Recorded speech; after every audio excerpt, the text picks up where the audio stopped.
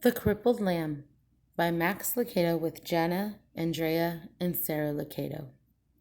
Illustrated by Liz Bonham.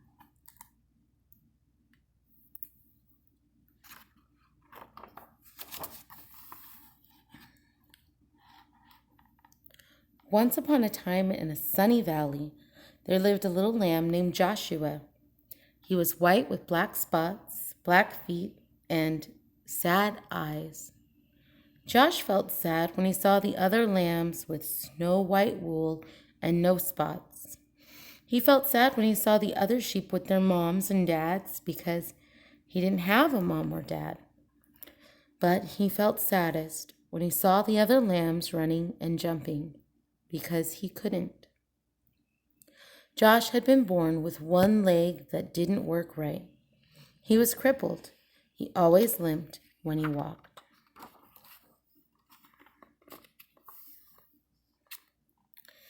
That's why he always watched while the other lambs ran and played.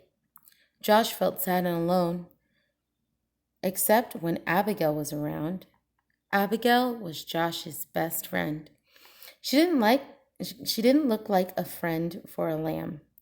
She was an old cow. She was brown with white blotches that looked like rain puddles on the path. Her belly was as round as a barrel, and her voice was always kind and friendly. Some of Josh's favorite hours were spent with Abigail.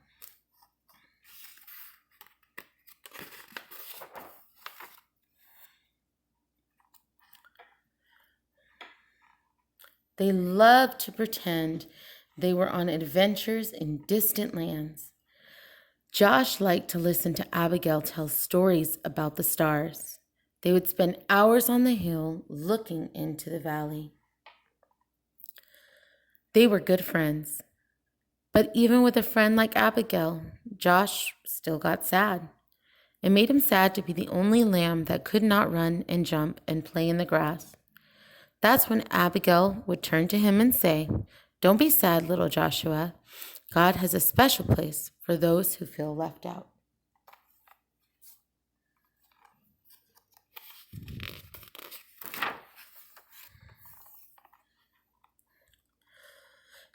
Josh wanted to believe her, but it was hard. Some days he just felt alone. He really felt alone the day the shepherds decided to take the lambs to the next valley where there was more grass. The sheep had been in this valley so long the grass was nearly bare. All the sheep were excited when the shepherd told them they were going to a new meadow.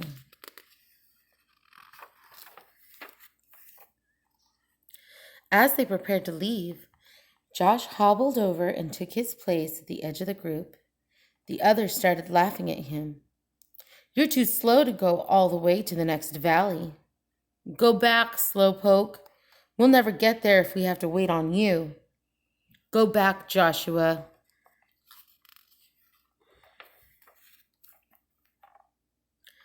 That's when Josh looked up and saw the shepherd standing in front of him. "They are right, my little Joshua. You better go back. This trip is too long for you. Go and spend the night in the stable." Josh looked at the man for a long time. Then he turned slowly and began limping away.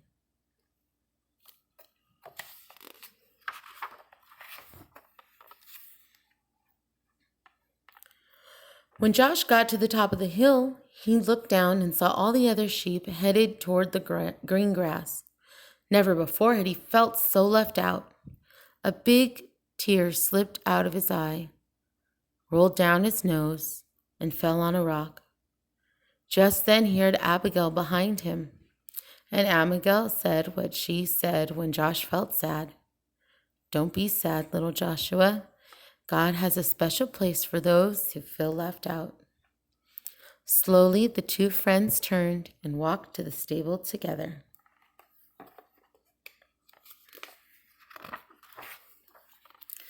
By the time they got to the little barn, the sun was setting like a big orange ball. Josh and Abigail went inside and began to eat some hay out of the feed box. They were very hungry, and the hay tasted good. For a little while, Joshua forgot he had been left behind. "Go to sleep, little friend," Abigail said after they finished eating. "You've had a hard day." Josh was tired, so he lay down in the corner on some straw and closed his eyes.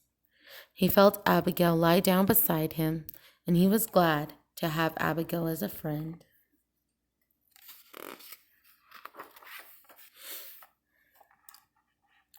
Soon Josh was asleep.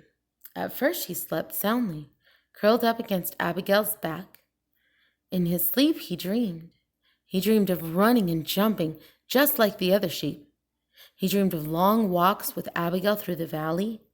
He dreamed of being in a place where he never felt left out. Suddenly, strange noises woke him up. "Abigail," he whispered. "Wake up, I'm scared." Abigail lifted her big head and looked around. The stable was dark except for a small lamp hanging on the wall. "Somebody is in here," Josh whispered.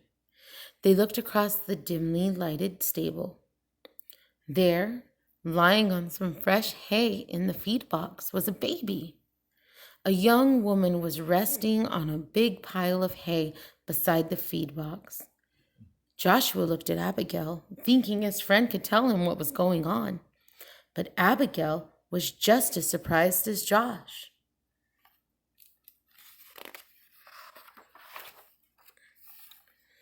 Josh looked again at the woman and the child, then limped across the stable. He stopped next to the mother and looked into the baby's face. The baby was crying. He was cold. The woman picked up the baby and put him on the hay next to her. Josh looked around the stable for something to keep the baby warm. Usually there were blankets, but not tonight. The shepherds had taken them on their trip across the valley.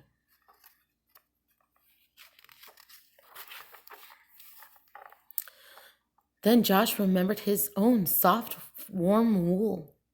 Timidly, he walked over and curled up close to the baby. "Thank you, little lamb," the baby's mother said softly. Soon the little child stopped crying and went back to sleep. About that time, a man entered the stable, carrying some rags. "I'm sorry, Mary," he explained. "This is all the cover I could find." "It's okay," she answered. "This little lamb has kept the new king warm." A king? Joshua looked at the baby and wondered who he might be. "His name is Jesus," Mary spoke as if she knew Joshua's question. "God's son. He came from heaven to teach us about God."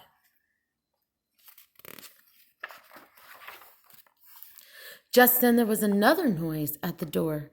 It was the shepherds, the ones who had left Joshua behind.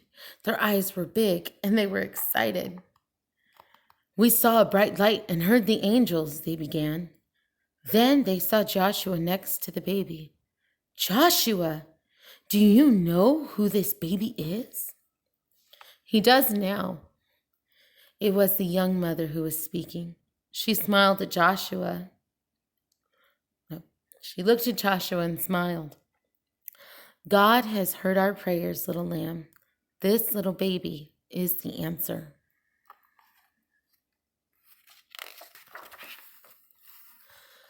Joshua looked down at the baby. Somehow he knew this was a special child, and this was a special moment. He also understood why he had been born with a crippled leg. Had he been like the other sheep, he would have been in the valley.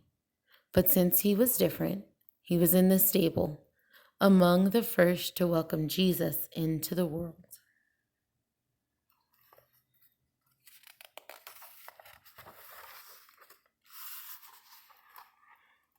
He turned and walked back to Abigail and took his place beside his friend.